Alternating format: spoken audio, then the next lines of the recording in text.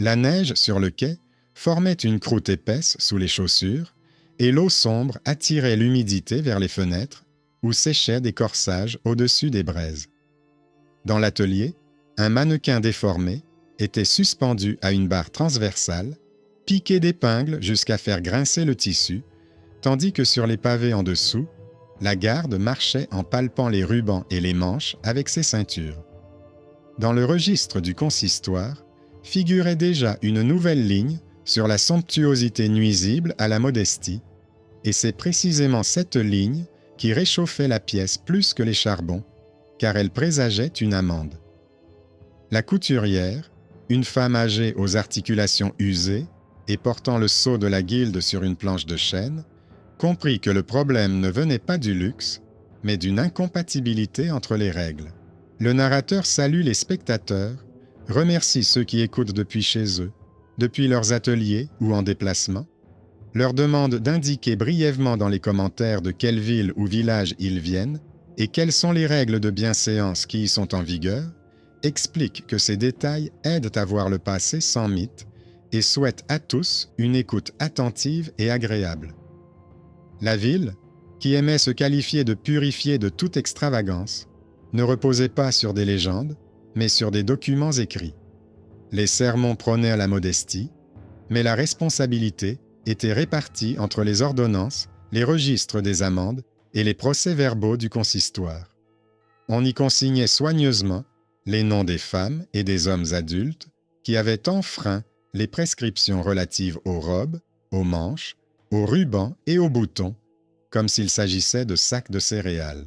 Les formules étaient monotones et lourdes pour éviter la tentation, pour renforcer les mœurs, pour édifier. Le mythe assurait que la ville était purifiée de la débauche, tandis que le document révélait la structure du commerce. Les statuts décrivaient vaguement la modestie et les amendes remplissaient régulièrement les caisses. Les commerçants tenaient des étagères avec les tissus appropriés et chaque raid poussait les acheteurs vers ces étagères. Entre le ton ecclésiastique et les revenus des quartiers, il y avait des fils qui ne brillaient pas, mais qui maintenaient le toit. La chair des citadins devenait un champ de régulation et non de mysticisme, et c'est pourquoi elle était mesurée à l'aide de coudes en bois, de ceintures nouées et des yeux des gardes. La couturière connaissait les mécanismes de l'intérieur. Ses clientes adultes ne demandaient pas de brillance, mais de la chaleur, une doublure plus épaisse, des manches plus longues, un col plus bas pour ne pas se gratter la peau en soulevant les paniers.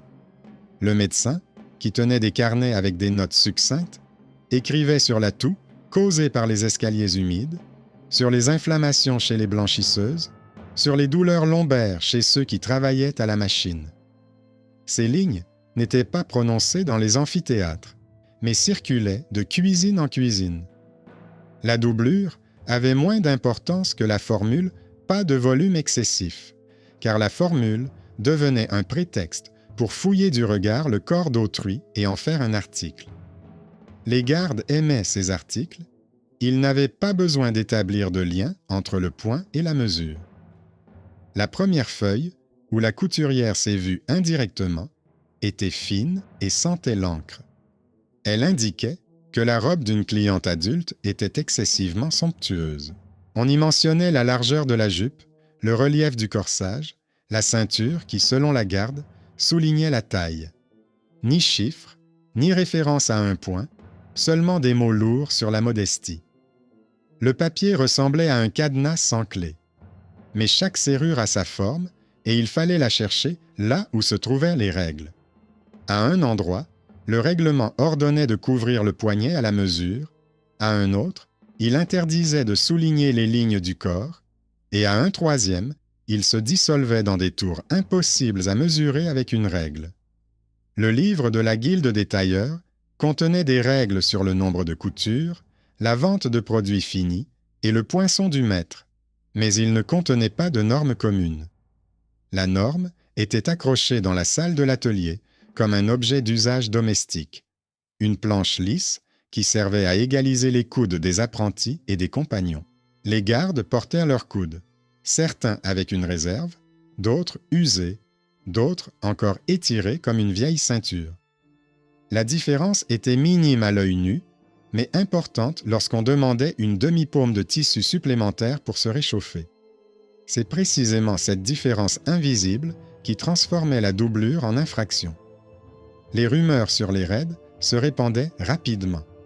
Dans les boutiques, les conversations se cousaient aussi habilement que les manches. Après les rappels dominicaux à la modestie, les ventes de draps grossiers et de rubans ternes bondissaient. Les boutiquiers, adultes et expérimentés, soutenaient les rondes sans faire de bruit. Dans leur registre de recettes et de dépenses, les jours suivant les procès-verbaux étaient marqués comme fructueux. Les artisanes revenaient du marché en disant à leurs voisines que les tissus sûrs partèrent les premiers et qu'il valait mieux retirer les anciennes doublures plutôt que de risquer une nouvelle amende. Ainsi, l'intérêt économique allait de pair avec la pression religieuse et l'ordonnance devenait non pas une épée, mais un poids qui modifiait l'inclinaison des vitrines. La couturière obtint, par l'intermédiaire du chef d'atelier, l'accès aux copies des protocoles. Les copies, conservées dans une maison en pierre près de la place, étaient vivantes. Par endroits, l'encre s'était estompée, les lignes étaient inclinées, l'écriture fatiguée. Dans la nouvelle inscription, la splendeur des yeux était mise en valeur par la régularité. La formule était copiée sans la participation du temps vivant. Le filigrane était différent de celui des feuilles voisines de la même saison. Cela pouvait signifier un nouveau lot de papier, mais signifiait plus souvent une retranscription précipitée du texte. La couturière a noté les marges. Elle n'avait pas besoin de la conscience d'autrui, mais d'un point d'appui. Le point d'appui se trouvait dans la salle de l'atelier. Le coude de référence brillait sous les mains et restait silencieux, comme le fer. Le chef y posa la planche du garde supérieur. La différence n'était pas fantastique, mais tenace. Quelques doigts en faveur du garde. La ceinture à nœuds, avec laquelle un autre caporal mesurait la largeur de la ceinture, s'était étirée au fil des ans. Les nœuds avaient glissé. Dans le brouillon du procès-verbal, cette différence n'était pas mentionnée. La référence était vide de sens, excessive. Il était clair que la modestie ne se mesurait pas à l'aide d'un règlement, mais à l'aide d'une vieille ceinture. À cette époque, dans les maisons, les femmes adultes se réchauffaient les pieds dans de l'eau chaude et se frottaient la peau pour soulager les démangeaisons après une journée passée dans un corset serré.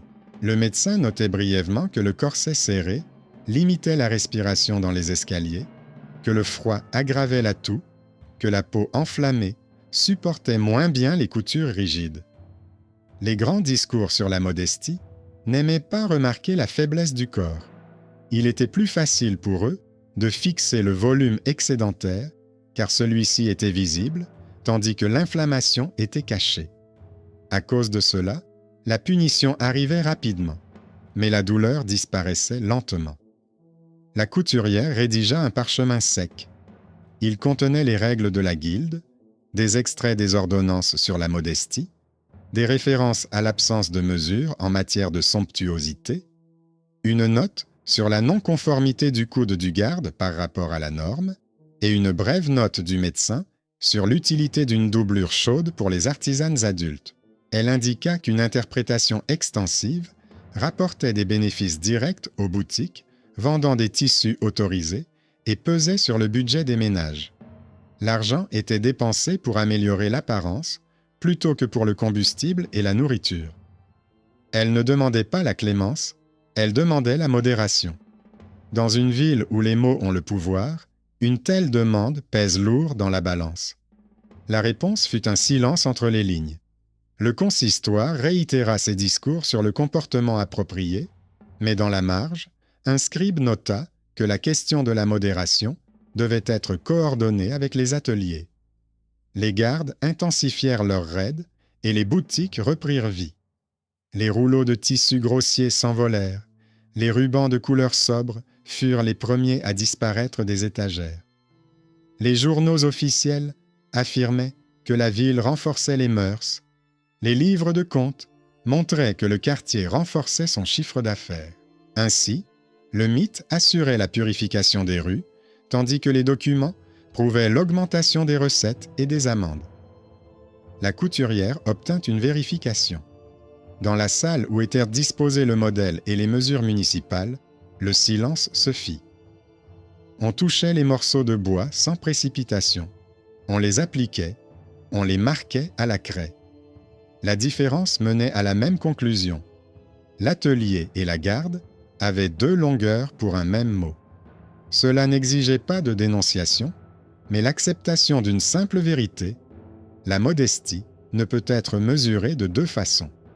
Là, le chef a proposé de fixer l'étalon à l'entrée et d'inscrire la procédure d'appel pour les affaires vestimentaires, afin de ne pas dépendre de la mémoire des gardes et des intérêts des boutiques.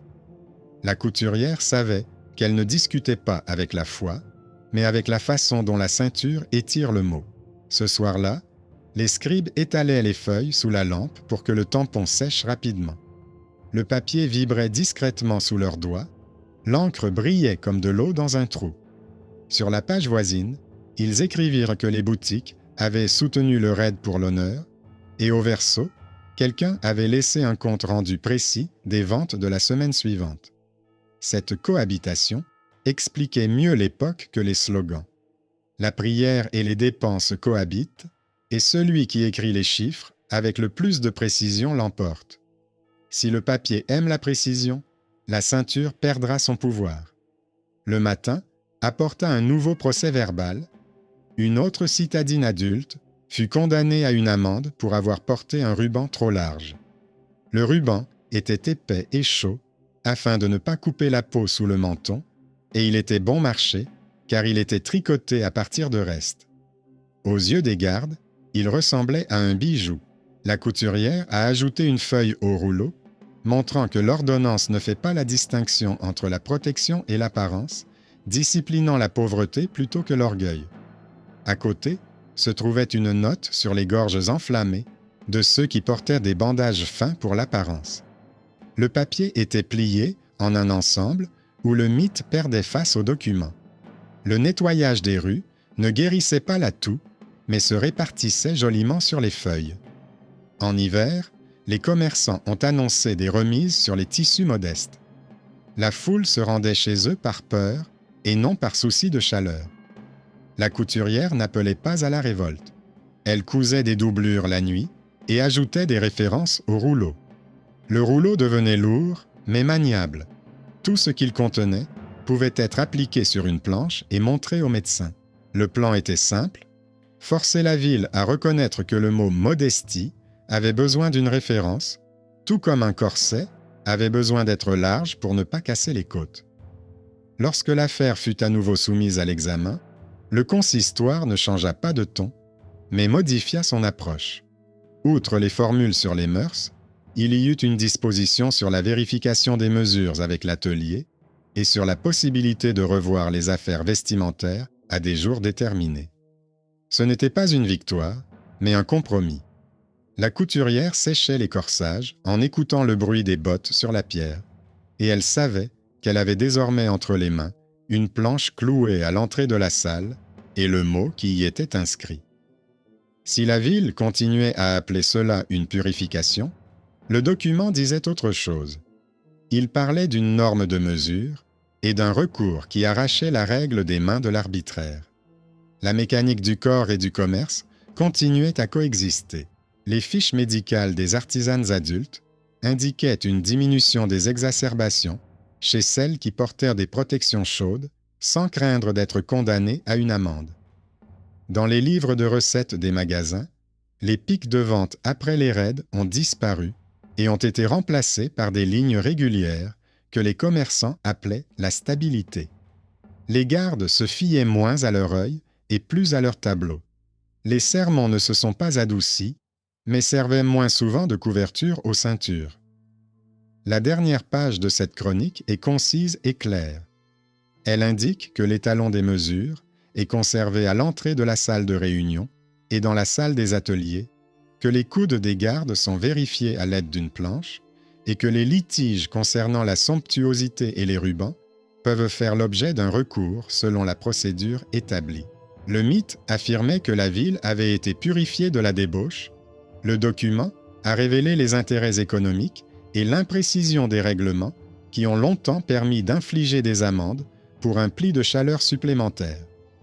Désormais, le pli devient ce qu'il doit être, un moyen de survivre jusqu'au printemps et non une source de revenus pour autrui. C'est une issue sans fanfare. Le corps des habitants adultes a cessé d'être la cible de l'arbitraire et est devenu l'objet d'une mesure consignée par écrit. Le papier est lourd et bruyant, il repose sur la table et oblige à marcher sur les mêmes chemins sans droit de contournement. Cette séquence aride se répète, transformant la rumeur en itinéraire et l'itinéraire en ligne. La mémoire de la ville cesse d'être une rumeur et devient un métier où chaque trait est visible à travers la lumière. Les corps ne sont pas devenus plus heureux, mais ils sont mieux protégés par la frontière du mot et du tableau. La peur est passée de la ceinture à la vérification, et la vérification est devenue un travail ordinaire. L'économie a cessé de se cacher derrière de beaux mots et est apparue dans les livres de comptes. Les cartes des couloirs du pouvoir ont appris à distinguer le brouhaha du travail de la légende commode. Le métier de soin s'est avéré plus fort que la belle menace. Les pommades arrivent à temps. Les doublures ne se cachent pas. La règle n'appartient plus à une seule personne. Elle est clouée là où tout le monde peut la voir. C'est là que réside l'honnêteté pratique de l'époque. Non pas le réconfort, mais l'ordre. Non pas le miracle, mais la répétition du pas. Le papier est lourd et bruyant. Il repose sur la table et oblige à marcher sur les mêmes lieux sans droit de contournement. Cette séquence aride se répète, transformant la rumeur en itinéraire et l'itinéraire en ligne. La mémoire de la ville cesse d'être une rumeur et devient un métier où chaque trait est visible à travers la lumière. Les corps ne sont pas devenus plus heureux, mais ils sont mieux protégés par la frontière du mot et du tableau. La peur est passée de la ceinture au contrôle, et le contrôle est devenu un travail ordinaire. L'économie a cessé de se cacher derrière de beaux mots et est apparue dans les livres de comptes. Les cartes des couloirs du pouvoir ont appris à distinguer le brouhaha du travail de la légende confortable. Le métier de soin s'est avéré plus fort que la belle menace. Les pommades arrivent à temps, les doublures ne se cachent pas. La règle n'appartient plus à une seule personne. Elle est clouée là où tout le monde peut la voir. C'est là que réside l'honnêteté pratique de l'époque, non pas le réconfort, mais l'ordre, non pas le miracle, mais la répétition du pas. Le papier est lourd et bruyant. Il repose sur la table et oblige à marcher sur les mêmes lieux sans droit de contournement. Cette séquence aride se répète, transformant l'ouïe en itinéraire et l'itinéraire en ligne. La mémoire de la ville cesse d'être une rumeur et devient un métier où chaque trait est visible à travers la lumière. Les corps ne sont pas devenus plus heureux, mais ils sont mieux protégés par la frontière du mot et du tableau. La peur est passée de la ceinture au contrôle, et le contrôle est devenu un travail ordinaire. L'économie a cessé de se cacher derrière de beaux mots et est apparue dans les livres de comptes. Les cartes des couloirs du pouvoir ont appris à distinguer le brouhaha du travail de la légende confortable. Le métier de soin s'est avéré plus fort que la belle menace. Les pommades arrivent à temps, les doublures ne se cachent pas. La règle n'appartient plus à une seule personne, elle est clouée là où tout le monde peut la voir. C'est là que réside l'honnêteté pratique de l'époque. Non pas le réconfort, mais l'ordre, non pas le miracle, mais la répétition du pas. Le papier est lourd et bruyant. Il repose sur la table et oblige à marcher sur les mêmes lieux sans droit de contournement. Cette séquence aride se répète, transformant la rumeur en itinéraire et l'itinéraire en ligne. La mémoire de la ville cesse d'être une rumeur et devient un métier où chaque trait est visible à travers la lumière. Les corps ne sont pas devenus plus heureux, mais ils sont mieux protégés par la frontière du mot et du tableau. La peur est passée de la ceinture au contrôle, et le contrôle est devenu un travail ordinaire. L'économie a cessé de se cacher derrière de beaux mots et est apparue dans les livres de comptes. Les cartes des couloirs du pouvoir ont appris à distinguer le brouhaha du travail de la légende confortable. Le métier de soin s'est avéré plus fort que la belle menace. Les pommades arrivent à temps, les doublures ne se cachent pas. La règle n'appartient plus à une seule personne. Elle est clouée là où tout le monde peut la voir. C'est là que réside l'honnêteté pratique de l'époque, non pas le réconfort, mais l'ordre, non pas le miracle, mais la répétition du pas. Le papier est lourd et bruyant. Il repose sur la table et oblige à marcher sur les mêmes lieux sans droit de contournement. Cette séquence aride se répète, transformant l'ouïe en itinéraire et l'itinéraire en ligne. La mémoire de la ville cesse d'être une rumeur et devient un métier où chaque trait est visible à travers la lumière. Les corps ne sont pas devenus plus heureux, mais ils sont mieux protégés par la frontière du mot et du tableau. La peur est passée de la ceinture au contrôle, et le contrôle est devenu un travail ordinaire. L'économie a cessé de se cacher derrière de beaux mots et est apparue dans les livres de comptes. Les cartes des couloirs du pouvoir ont appris à distinguer le brouhaha du travail de la légende commode. Le métier de soin s'est avéré plus fort que la belle menace.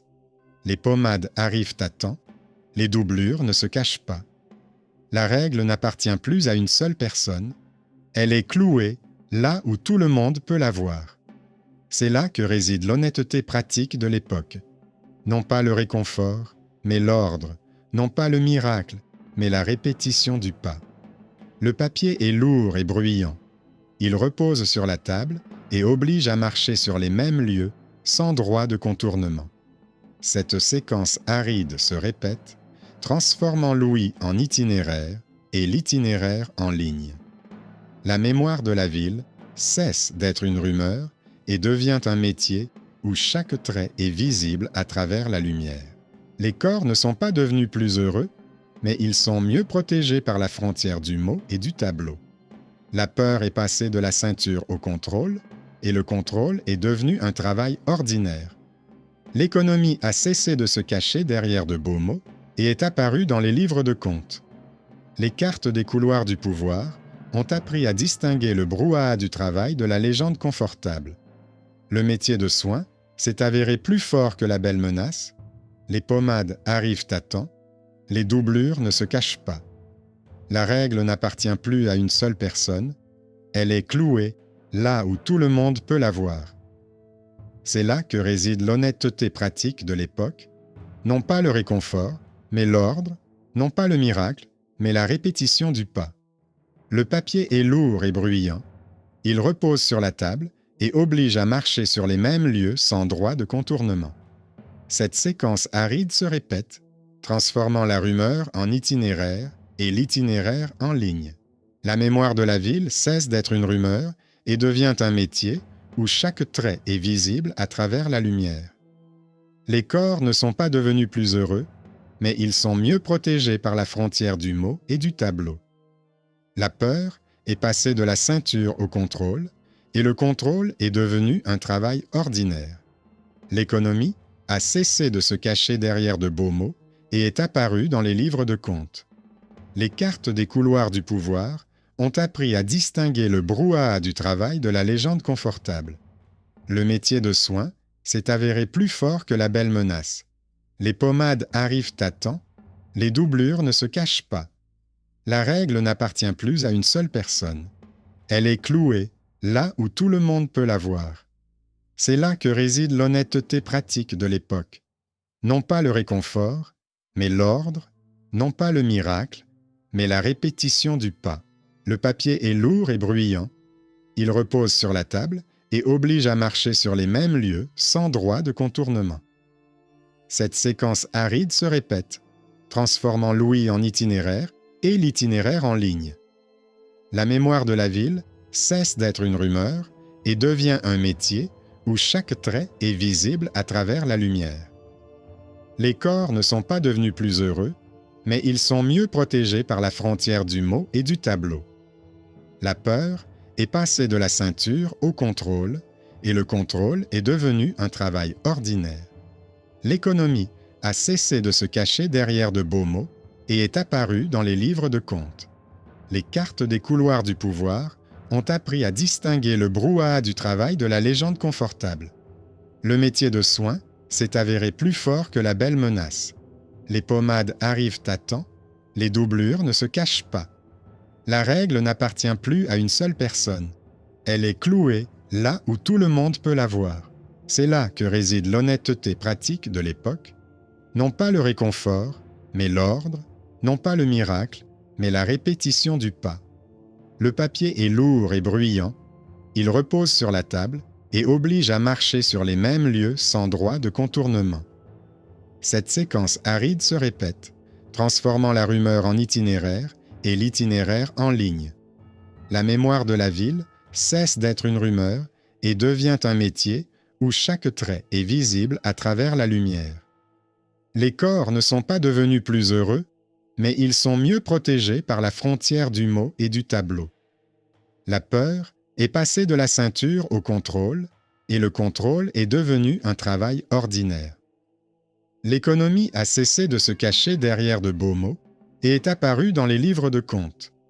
Les cartes des couloirs du pouvoir ont appris à distinguer le brouhaha du travail de la légende commode. Le métier de soin s'est avéré plus fort que la belle menace. Les pommades arrivent à temps, les doublures ne se cachent pas. La règle n'appartient plus à une seule personne, elle est clouée là où tout le monde peut la voir. C'est là que réside l'honnêteté pratique de l'époque, non pas le réconfort, mais l'ordre, non pas le miracle, mais la répétition du pas. Le papier est lourd et bruyant, il repose sur la table et oblige à marcher sur les mêmes lieux sans droit de contournement. Cette séquence aride se répète, transformant l'ouïe en itinéraire et l'itinéraire en ligne. La mémoire de la ville cesse d'être une rumeur et devient un métier où chaque trait est visible à travers la lumière. Les corps ne sont pas devenus plus heureux, mais ils sont mieux protégés par la frontière du mot et du tableau. La peur est passée de la ceinture au contrôle, et le contrôle est devenu un travail ordinaire. L'économie a cessé de se cacher derrière de beaux mots et est apparue dans les livres de comptes. Les cartes des couloirs du pouvoir ont appris à distinguer le brouhaha du travail de la légende commode. Le métier de soin s'est avéré plus fort que la belle menace. Les pommades arrivent à temps, les doublures ne se cachent pas. La règle n'appartient plus à une seule personne. Elle est clouée là où tout le monde peut la voir. C'est là que réside l'honnêteté pratique de l'époque, non pas le réconfort, mais l'ordre, non pas le miracle, mais la répétition du pas. Le papier est lourd et bruyant. Il repose sur la table et oblige à marcher sur les mêmes lieux sans droit de contournement. Cette séquence aride se répète, transformant l'ouïe en itinéraire et l'itinéraire en ligne. La mémoire de la ville cesse d'être une rumeur et devient un métier où chaque trait est visible à travers la lumière. Les corps ne sont pas devenus plus heureux, mais ils sont mieux protégés par la frontière du mot et du tableau. La peur est passée de la ceinture au contrôle, et le contrôle est devenu un travail ordinaire. L'économie a cessé de se cacher derrière de beaux mots et est apparue dans les livres de comptes. Les cartes des couloirs du pouvoir ont appris à distinguer le brouhaha du travail de la légende commode. Le métier de soin s'est avéré plus fort que la belle menace. Les pommades arrivent à temps, les doublures ne se cachent pas. La règle n'appartient plus à une seule personne, elle est clouée là où tout le monde peut la voir. C'est là que réside l'honnêteté pratique de l'époque, non pas le réconfort, mais l'ordre, non pas le miracle, mais la répétition du pas. Le papier est lourd et bruyant, il repose sur la table et oblige à marcher sur les mêmes lieux sans droit de contournement. Cette séquence aride se répète, transformant la rumeur en itinéraire et l'itinéraire en ligne. La mémoire de la ville cesse d'être une rumeur et devient un métier où chaque trait est visible à travers la lumière. Les corps ne sont pas devenus plus heureux, mais ils sont mieux protégés par la frontière du mot et du tableau. La peur est passée de la ceinture au contrôle, et le contrôle est devenu un travail ordinaire. L'économie a cessé de se cacher derrière de beaux mots et est apparue dans les livres de comptes. Les cartes des couloirs du pouvoir ont appris à distinguer le brouhaha du travail de la légende confortable. Le métier de soin s'est avéré plus fort que la belle menace. Les pommades arrivent à temps, les doublures ne se cachent pas. La règle n'appartient plus à une seule personne. Elle est clouée là où tout le monde peut la voir. C'est là que réside l'honnêteté pratique de l'époque, non pas le réconfort, mais l'ordre, non pas le miracle, mais la répétition du pas. Le papier est lourd et bruyant, il repose sur la table et oblige à marcher sur les mêmes lieux sans droit de contournement. Cette séquence aride se répète, transformant l'ouïe en itinéraire et l'itinéraire en ligne. La mémoire de la ville cesse d'être une rumeur et devient un métier où chaque trait est visible à travers la lumière. Les corps ne sont pas devenus plus heureux, mais ils sont mieux protégés par la frontière du mot et du tableau. La peur est passée de la ceinture au contrôle, et le contrôle est devenu un travail ordinaire. L'économie a cessé de se cacher derrière de beaux mots et est apparue dans les livres de comptes.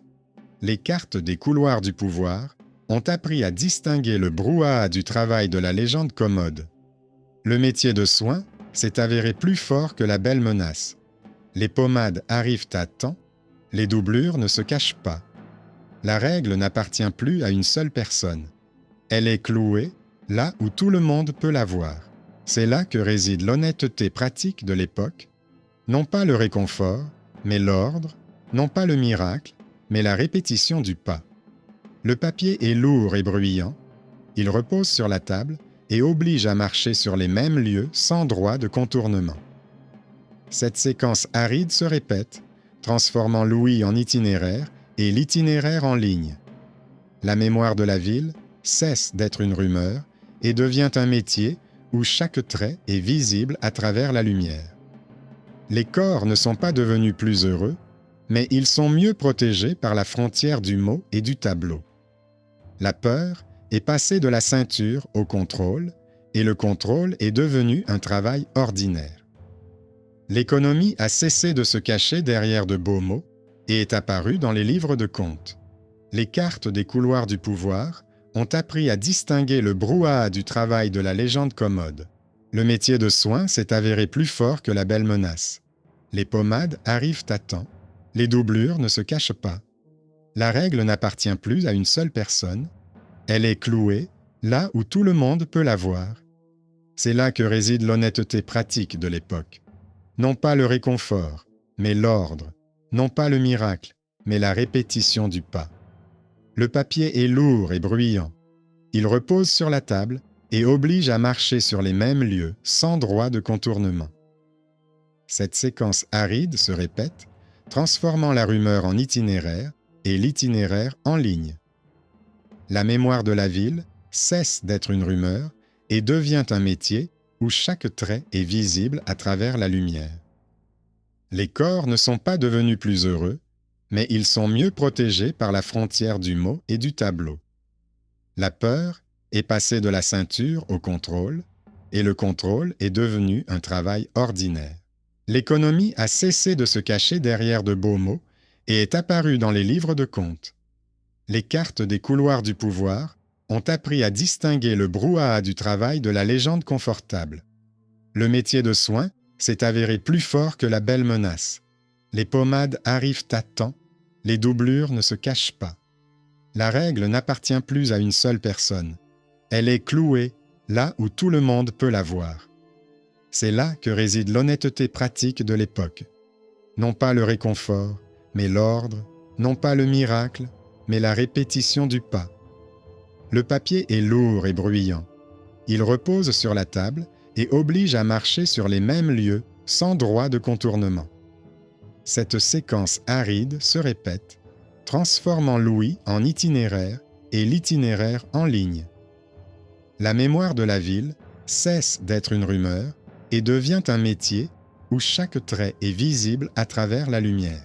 Les corps ne sont pas devenus plus heureux, mais ils sont mieux protégés par la frontière du mot et du tableau. La peur est passée de la ceinture au contrôle, et le contrôle est devenu un travail ordinaire. L'économie a cessé de se cacher derrière de beaux mots et est apparue dans les livres de comptes. Les cartes des couloirs du pouvoir ont appris à distinguer le brouhaha du travail de la légende commode. Le métier de soin s'est avéré plus fort que la belle menace. Les pommades arrivent à temps, les doublures ne se cachent pas.